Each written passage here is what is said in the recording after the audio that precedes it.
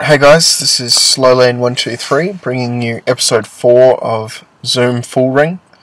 Once again this week we're going to do a live sweat.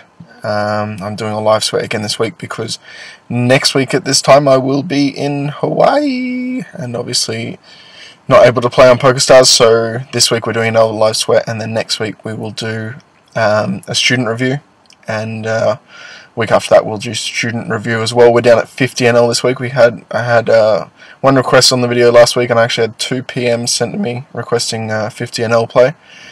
And I don't have a HUD today, unfortunately, because I'm on my laptop for this session. I do have Table Ninja, and I apologise if the internet is a little funny, but we'll get started and see how we go. This video is being recorded as I drive down the Queensland coast. In a vacuum, I think just calling with queens is going to be best at full ring. I think I just standard 3-bet and get it in at 6 max. You guys probably don't care too much about 6 max, but that's just my sort of standard there in case you're wondering.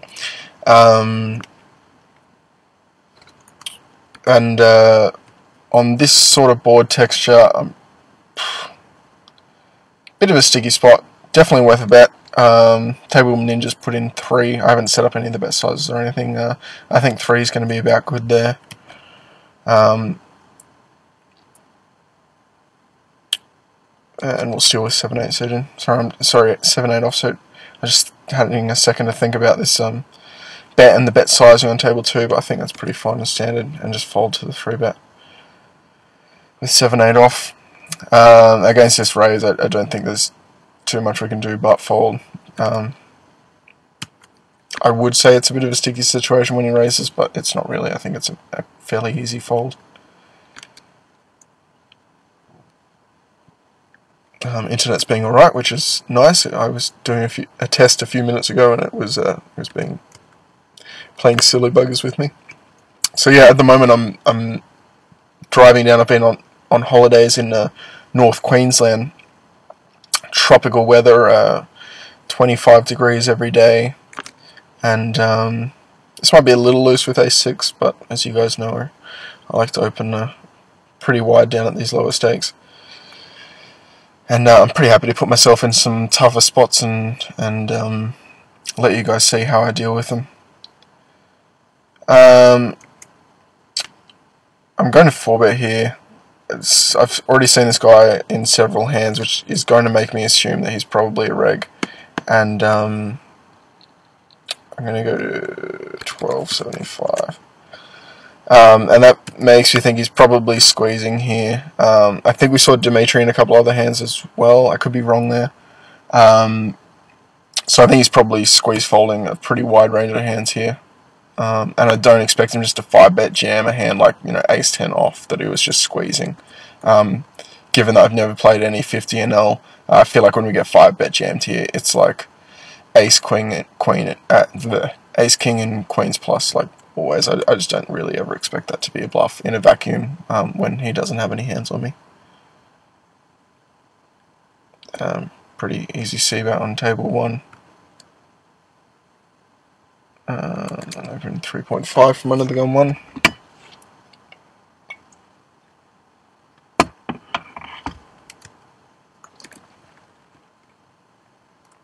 Unlike last week where I was feeling a bit tired and playing a little sloppy, I'm feeling very good right now.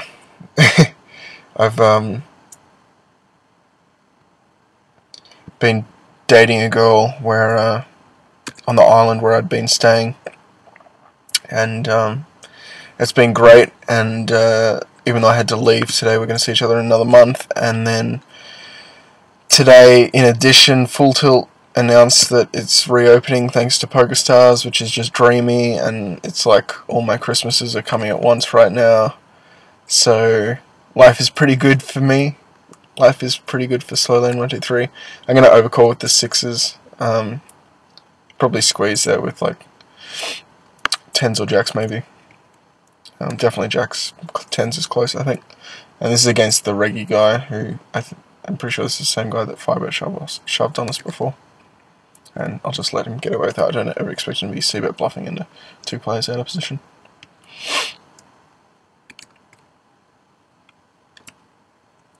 Steal with pretty close to any 2 cards on the button there in a vacuum on table 2. Maybe even any 2 cards.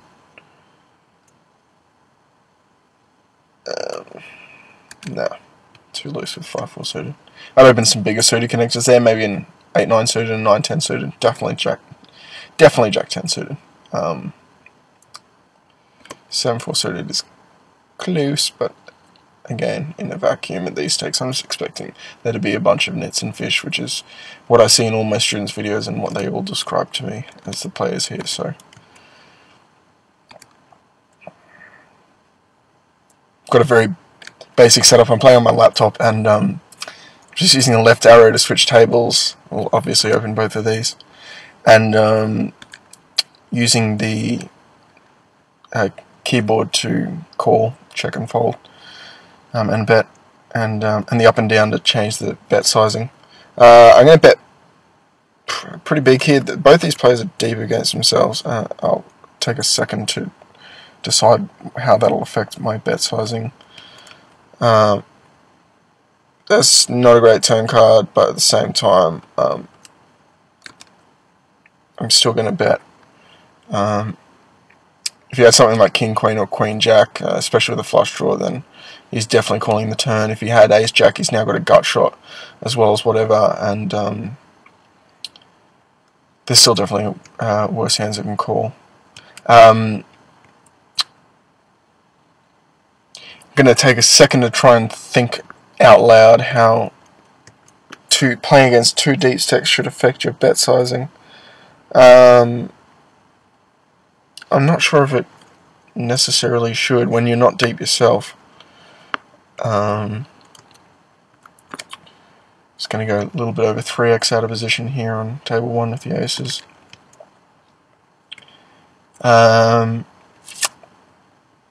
If we bet small, and really only is relevant if we're getting raised, I think. I don't know, I can't figure that one out right now while I'm trying to fold and do other things.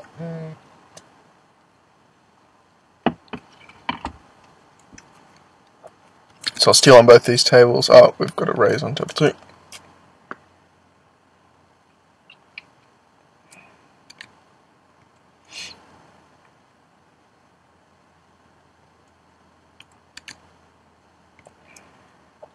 And I'll steal with 6-3 suited.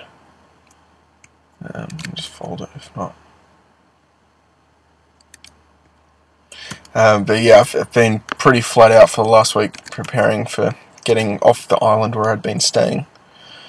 My sister and her husband own a restaurant there, and pretty nice chilling out on a tropical island with a nice girl and just grinding poker every day and going out and relaxing during the nights. And it's kind of close. I actually don't mind. Oh, I think I meant to check there, but I accidentally bet. I don't hate betting, but decent flop on table 2. I'll just c-bet kind of. Oh, I keep switching instead of c-bet like half pot. And we get min raise. I'm just not going to mess around with that. Not a good turn card, simply because I think there's a lot of his hands that won't call now. So I'm just going to bet really small and just try and get a crying call from like 9s or something. I don't know. I just don't think he's really ever calling there. It's just a really good spot to have a really wide bluffing range. And when you got value hands, there's just not really much you can do.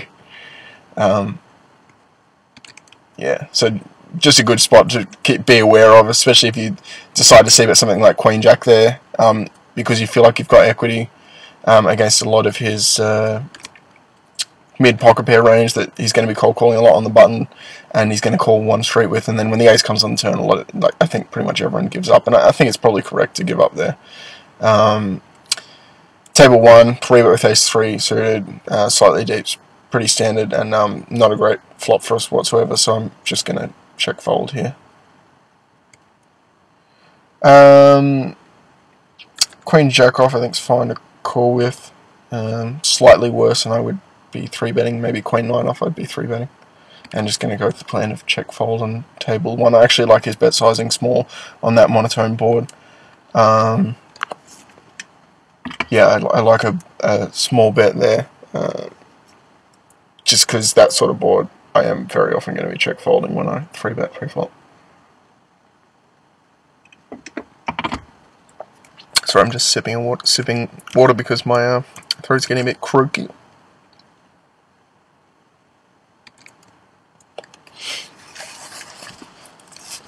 So I'm sure everyone out there is super excited about the Full Tilt reopening announcement. I mean, it really affects everyone, even if you don't have money on Full Tilt, because it just means that I think it was around 180 million for the rest of the world and 150 or something for US. So that means like, you know, $300 million is going to be coming back into the poker economy, whether it be yours or someone else's. There's going to be people with more money to gamble with. So really, it's a good day for everyone all around. I'm going to open Jack 9 suited. It's loose, but I don't know. Not everything I do is purely mass based. Sometimes I just feel like opening a hand and I'll do it.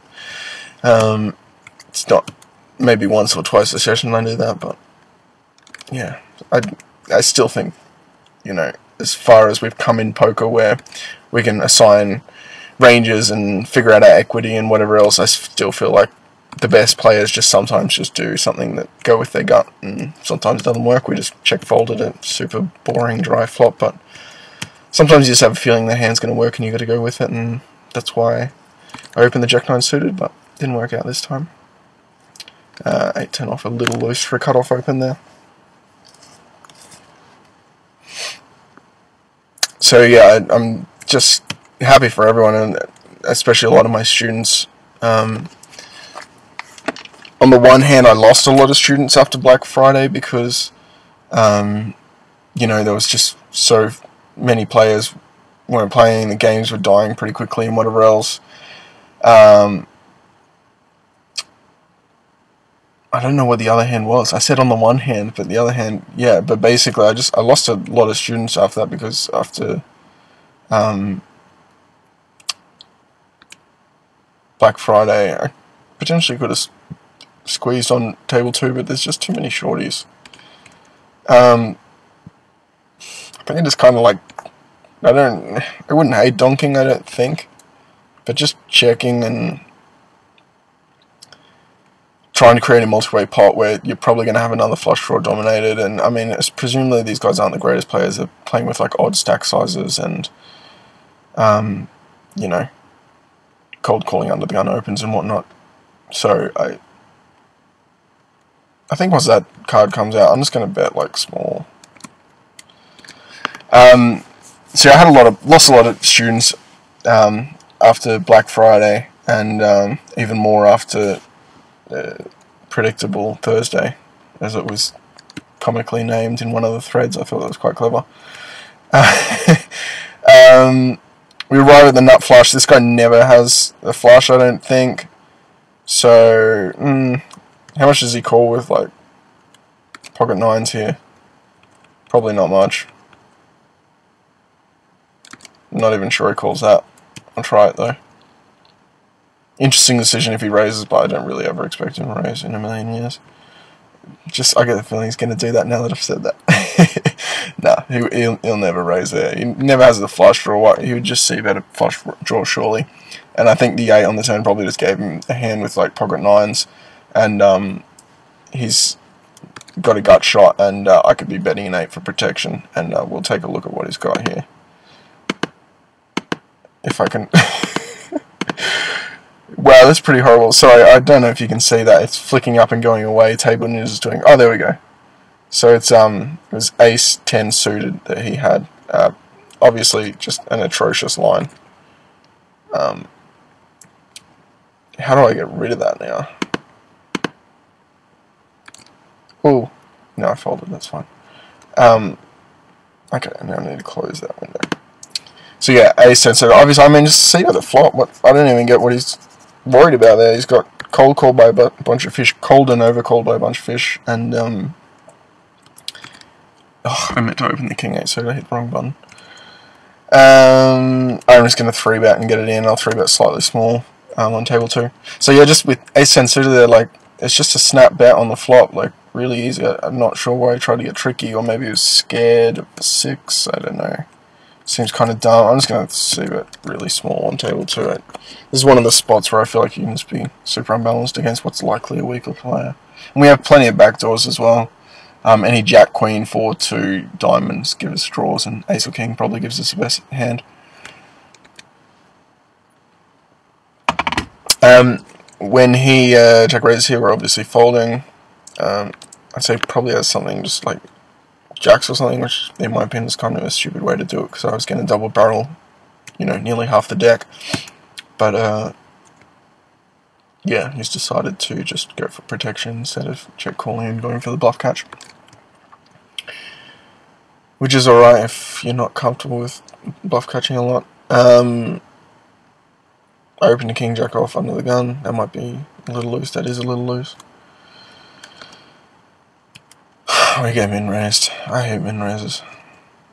If you want to annoy me or tilt me when you're playing against me, just min raise. We flop a set of aces. I'm just going to bet half pot. It's kind of hard for him to have a hand. I feel like he could raise a bunch of gut shots against this weak sort of bet sizing, hopefully. I feel like he's just folding a mid-pocket pair like probably 80% of the time here, so it's really a good spot just to bet with a wide bluffing range.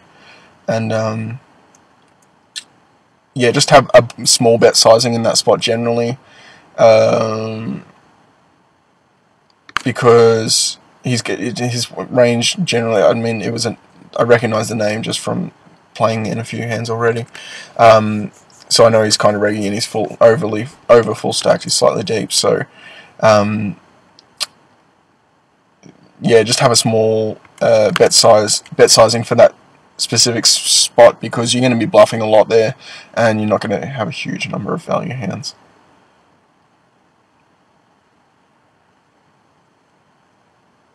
So if you're going to have, when your range is going to be heavily weighted towards bluffing hands, then, and not many value hands, like, I mean, when I say value hands, basically anything below ace-x is a bluff, unless you're on some sort of higher level with the specific reg.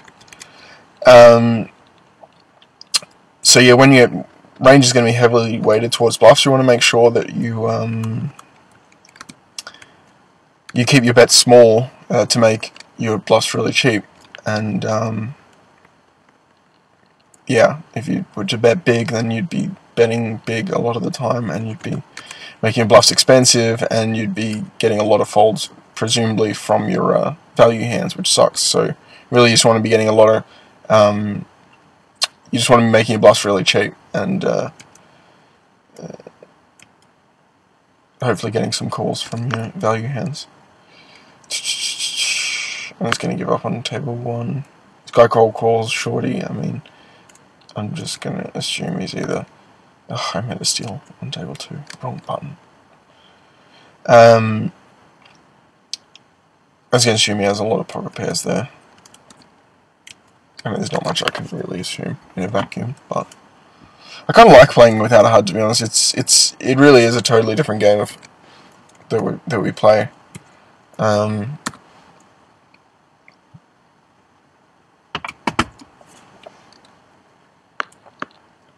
Great double barrel card on the turn here.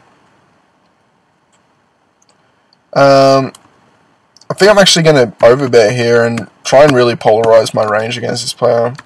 I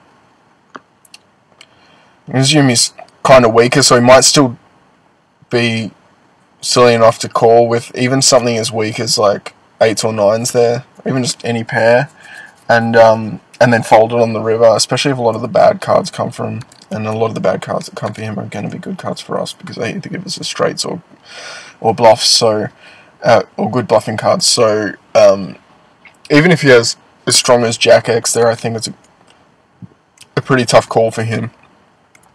And then I'm going to be bruffing. I'm going to be bruffing a huge number of cards on the river. I suppose if the board paired, I was going to say, if the board paired, I'd probably just give up on it.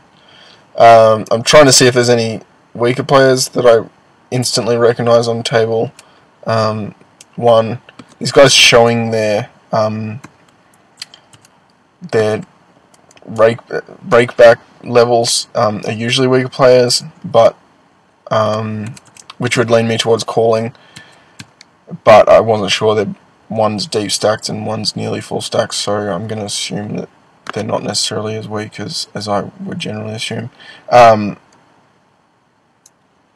With 2 overs here, I'm going to just see that small. This guy check raise is really small. If I had a diamond here, I might consider floating and just seeing what goes on the turn. I think that's probably the difference between the times I decide to float here and the times I decide to give up. If I had the ace or the queen of diamonds, I'd probably just go with it and see what happens and bluff a lot of diamonds on the turn, blah, blah, blah. But yeah, as it is, I'm just going to fold. Table 2, I think the c-bet on the flop was fine. The turn card's really terrible for us.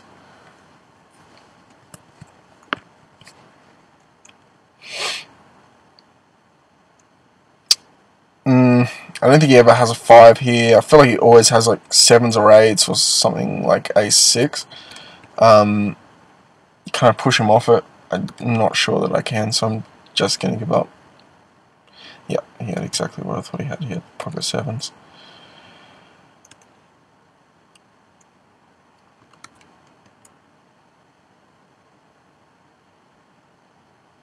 Yeah, if I was him there, I think I would just bet really small on the turn. Against... yeah, I think I'd just bet small on the turn. I think that's fine.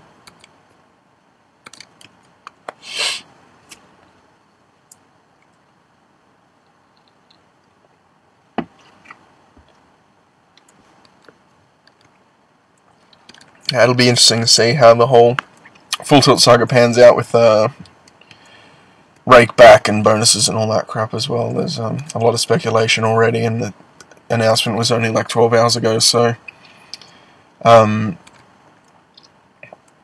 it'll be interesting. It'll be very interesting to see how it all pans out. I've got about $5,000 of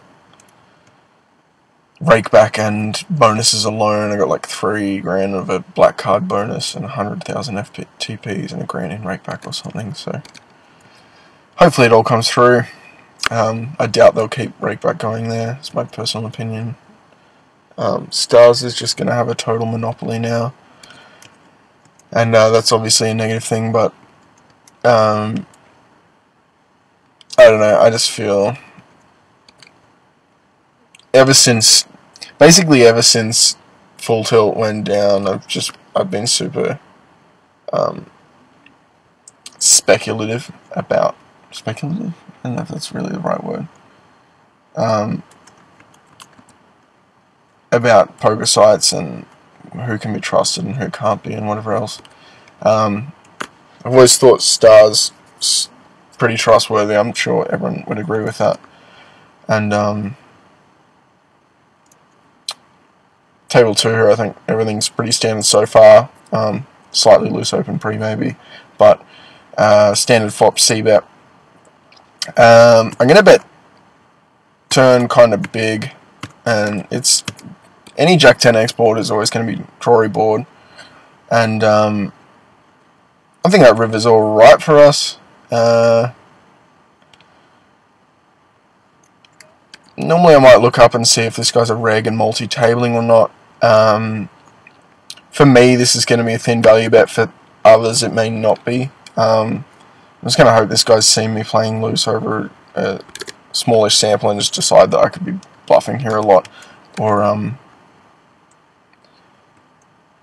doing something silly. He had 2 kings, I believe, there. He did.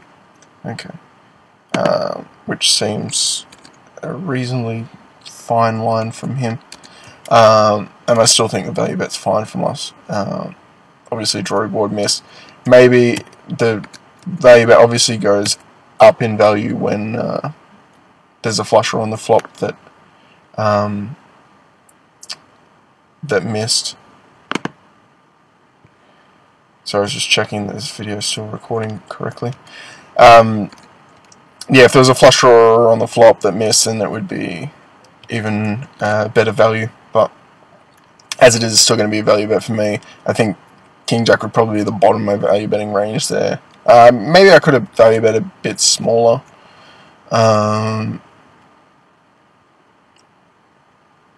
Should I open a little bigger on table 1, but it is what it is. 3-bet to 3x on table 2.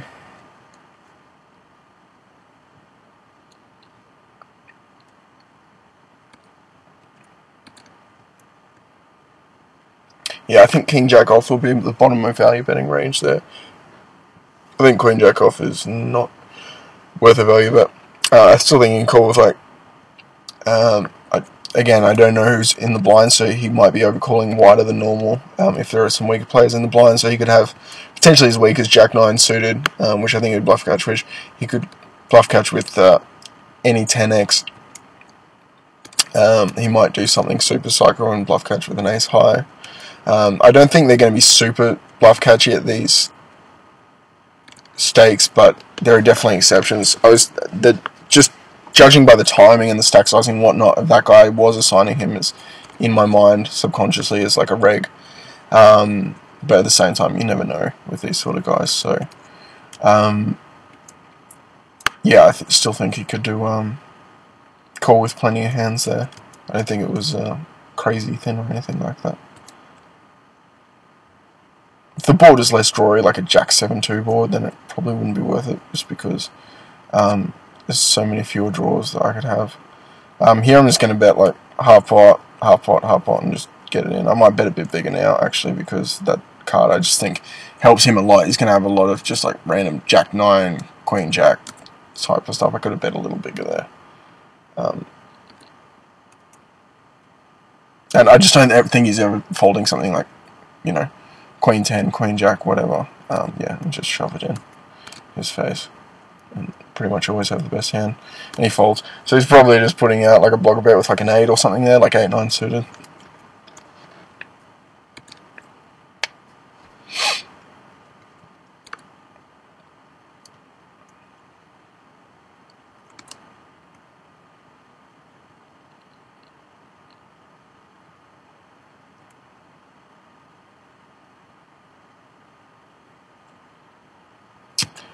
I'm going to 4-bet here. It's cheap to 4-bet, and there's no real other reason.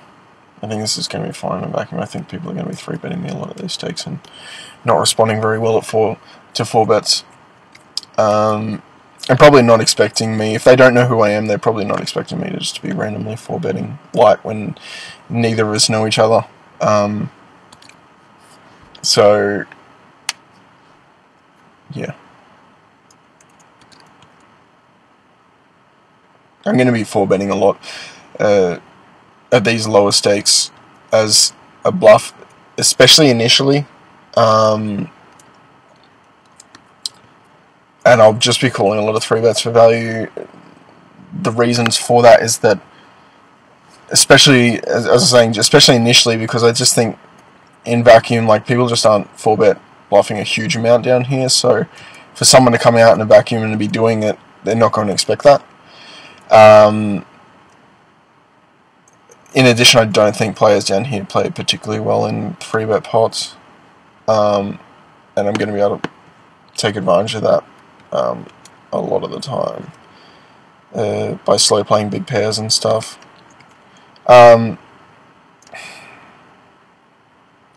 I can't want to slow play on table 2, like I really want to, but it's just not correct.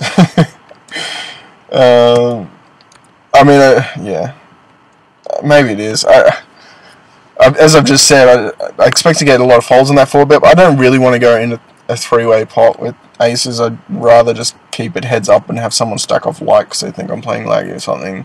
Like, whatever. I don't know.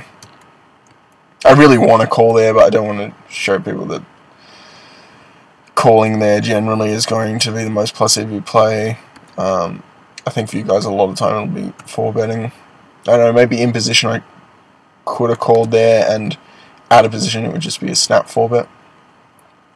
It's close. Obviously 4-betting is just never a mistake, never a huge mistake anyway, but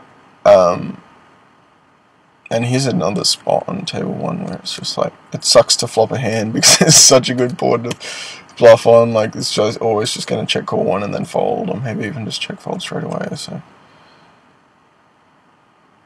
he check raises, which is kind of bizarre. I'm going to float because I've got the queen of spades. I mean, he's basically repping like exactly 8s or 5s when he does this. When he bets that size on the turn, like, it's kind of gross. I feel like he's run into like ace-x of spades. I'm going to call one more time and see what he does on the river. I'm actually going to raise this. I feel like he just always has the ace-x of spades. I don't think he can call there. Good on him if he calls with ace-jack of spades though.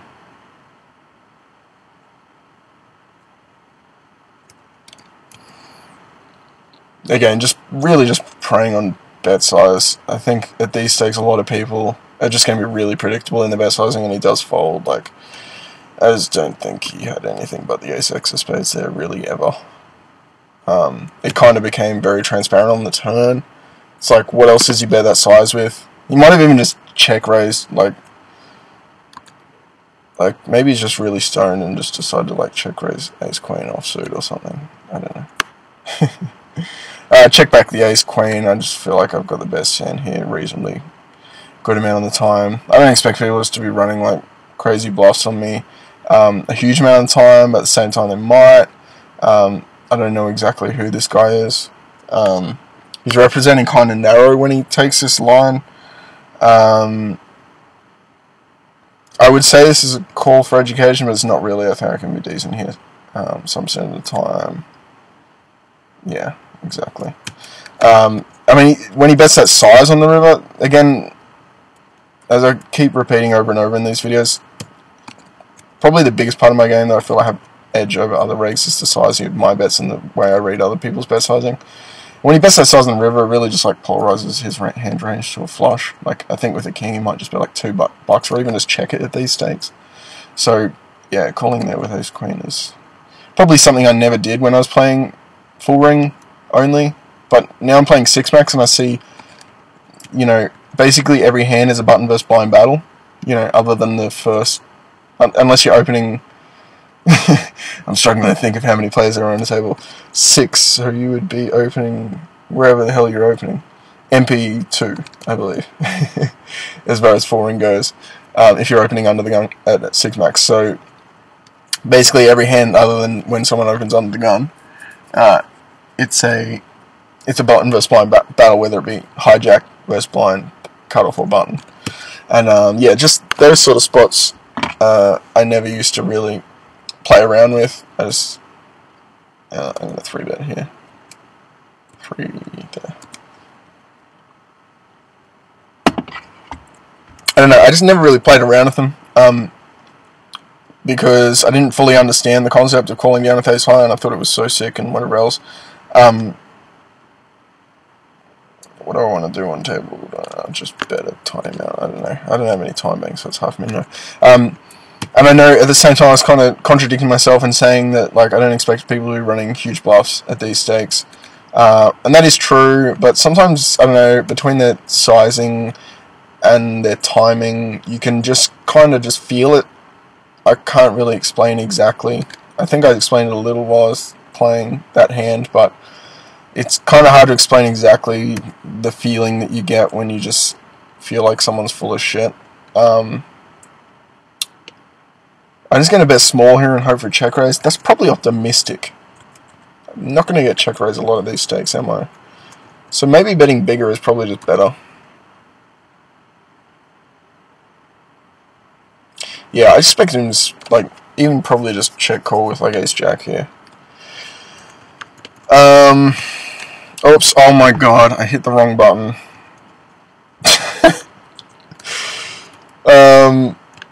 I will not hit the wrong button this time. 675. I'm going to type it in just to be sure. Looks pretty bluffy, this line, come on. Unless I have exactly ace-9, you've got a call. Unless you're putting me on exactly ace-9. I look like I'm full of shit.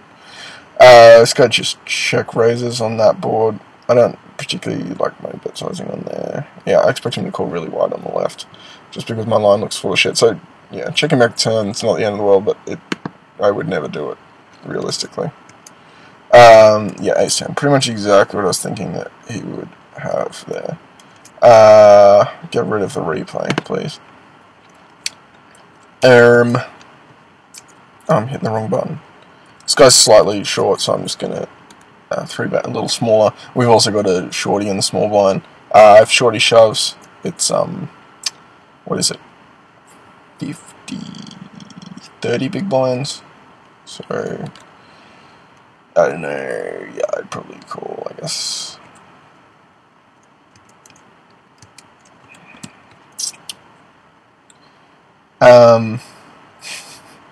Shorty donk small. It's really awkward. Part of me wants to shove, part of me just wants to get out of here and go to the next hand. I'm going to go to the next hand. I feel like he does that a lot with like 10s and jacks there. Can I get him to fold him? No. We're pretty doggone deep. 180 big blinds or something on table 1, and he's 3-bet like only just over 3x, and it's versus an under the gun open, which should generally be bigger, because my range is going to be so much stronger, so he should have less bluffs and more value hands. And you see that's 70% of pot, which is very likely to be unbalanced at these stakes.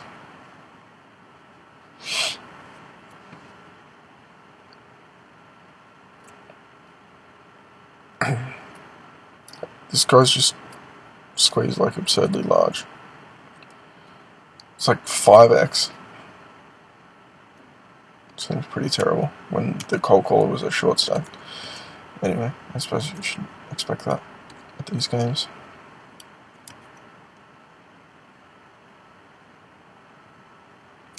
I'm probably only going to play another 5 or 10 minutes or so.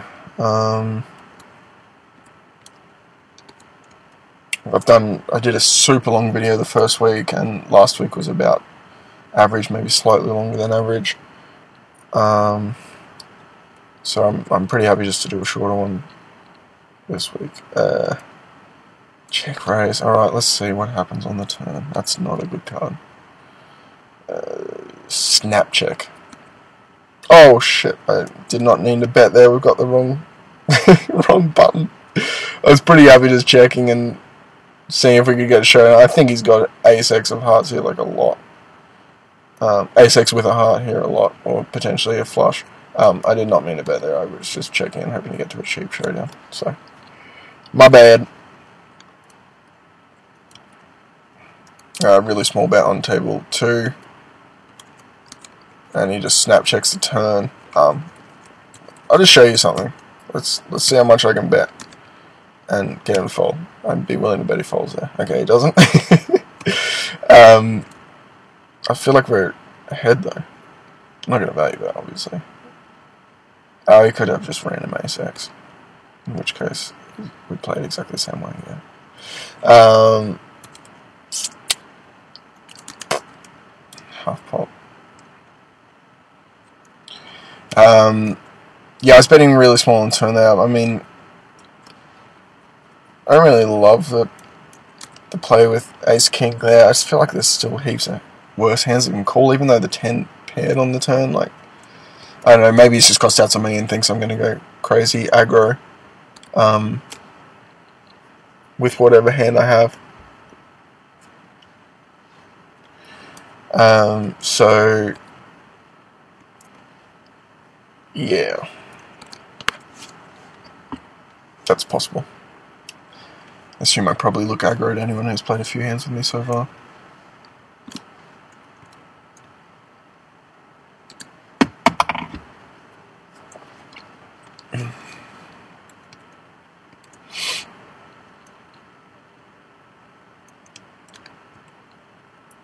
Olympics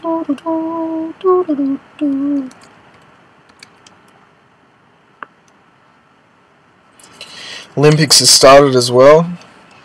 I have not watched any of it. We didn't get very good TV on the island where I was, but it's just like everywhere. And everyone on Facebook's just going crazy with it. It's kind of annoying. When big stuff happens and like 50 people announce the same thing on their Facebook, like when Osama bin Laden was supposedly shot dead. Anyway, what else?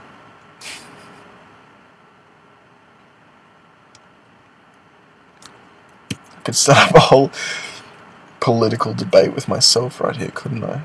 And I have a captive audience. You have no choice but to listen because you want to see the content in the video.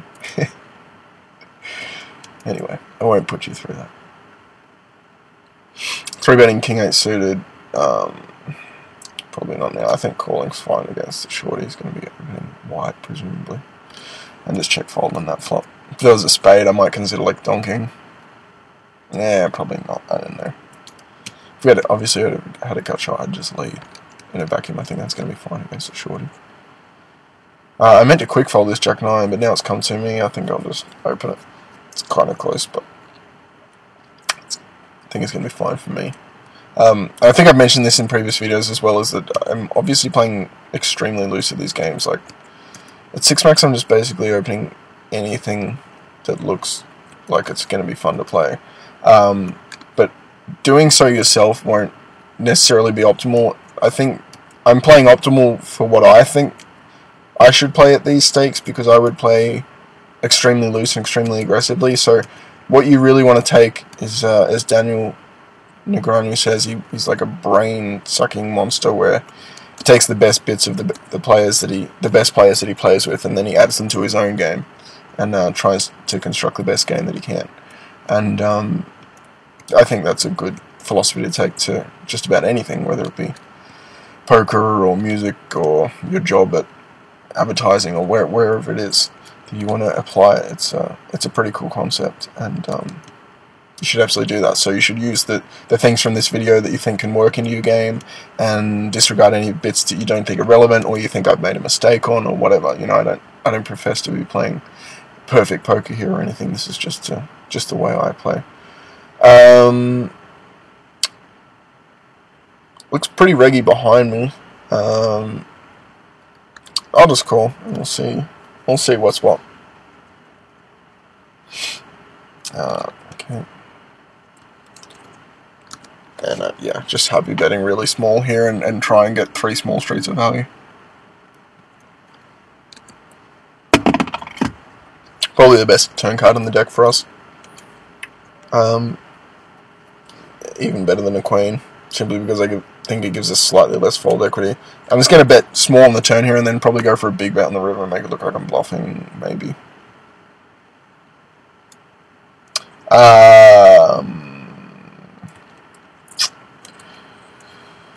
Not sure I'll get any credit on my squeeze on table 2. I guess we could overcall.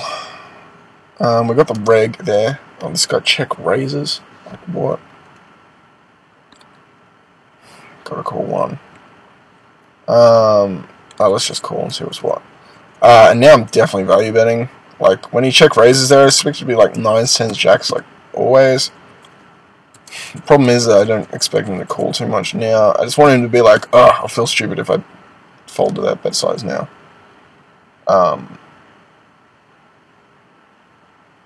So I'm hoping he'll call with 2 9s. If he check shoves, then I'm guessing he has the king. He folds, so he was probably just either doing something stupid or he realized that his check raise was absurdly stupid.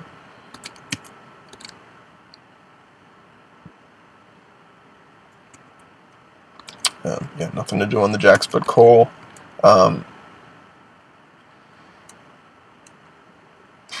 When he checks there, I feel like he's either definitely check calling or definitely check folding. So his check calling range is probably going to be behind my hand. So I'm just going to bet quite big and expect that 8s or 9s will call.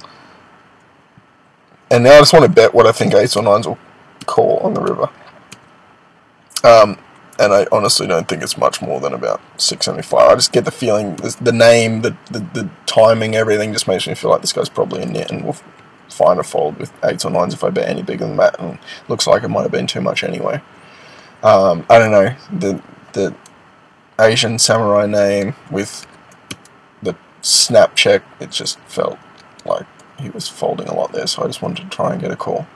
And that's something else to remember, is that, and I tell this to all my students, is that each situation is unique and different. Don't just go, oh, this guy's 14-11, I'm going to bet this size because it's vacuum. You know, take in every bit of information that you've got. Like in that hand, I was specifically reading the timing with which he checked the river with.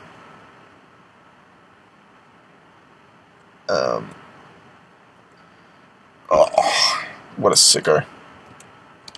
Fuck.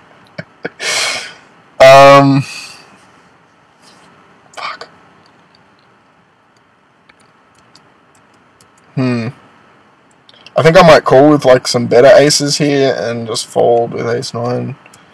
I know everyone's like going, education, I can hear you guys chanting it over the microphone, but call for education on this one is not going to happen with too deep, and yeah, I feel like he's got like some sort of monster draw or just something, so even at the best of times there, I'm like basically 50-50, so I feel like he's got like either a monster draw or something like ace-8 or queen-8 that he just wants to get all the money in now with, so I can't educational call when I just feel like it's super minus EV. And the education doesn't really prove much to us, I don't think, when I just feel like so often we're getting proven one way.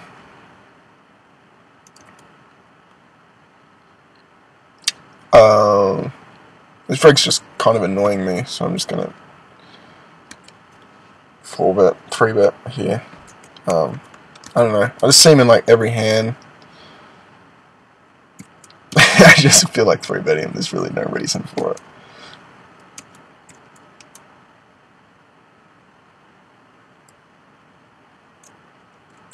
Small steal.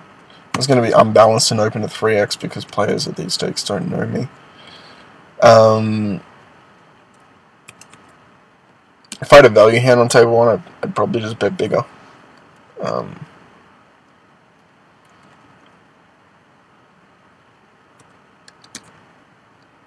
So I'm just being unbalanced there.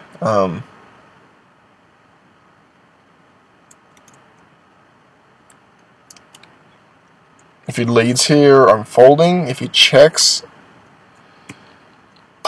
I'm gonna bet. Oops. Yep. He might have a jack here some percentage of the time. I'm aware of that, and yeah, it looks like he does. There's something in the timing and whatever else that made me feel like he might, but I think it's a pretty mandatory bet when you're in position and someone checks you on those boards. Like, it's just, I just don't think it's, other than the fact that I just had a bit of a gut feeling that it was in the timing and whatever else that he had a jack there. I feel like in a vacuum there, it's just always going to be a plus EV bet. Maybe I should have taken into account my advice before and realized that just the way he was checking and stuff, I should have let it go. I'm going to click this set out next big blind button, and we'll call that a vid next time the blinds come around. Pretty interesting vid, in my opinion. Some cool hands, some cool calls, some cool bluffs. Interesting boards where, what the... It just closes it? Oh well, you can look at my desktop for a little bit on that other table. What is that is interesting? Nothing really.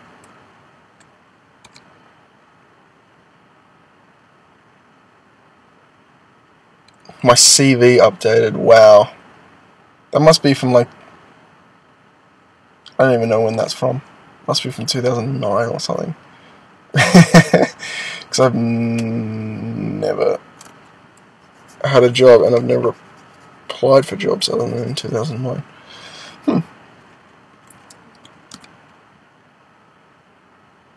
Alrighty. This is the last hand on table 2. As I was saying, yeah, interesting spots where we should really only have some of those ace-high and queen-high boards where the ace came on the turn or whatever as well.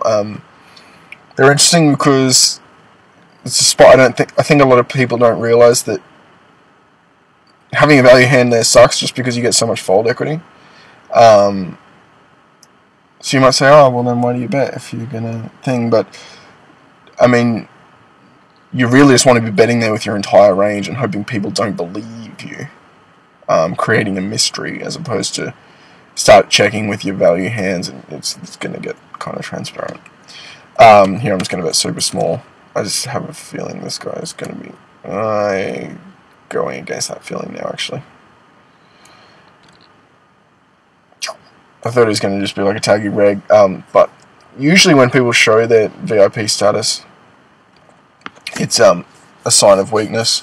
Like you'll notice that almost all the supernovas that show their supernova elites that show their status, they're like all just massive fish.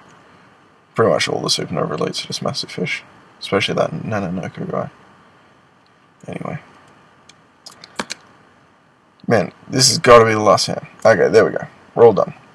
Hope you enjoyed that, and it was certainly enjoyable making it for you. And next week I will be maybe in Hawaii. No, probably not quite yet, but I will be en route, and we'll be doing a student review next week. So all the best in your games. Good news about Filter opening back up, and post any comments or questions below. This is Slowlane123 for DeucesCrack.com.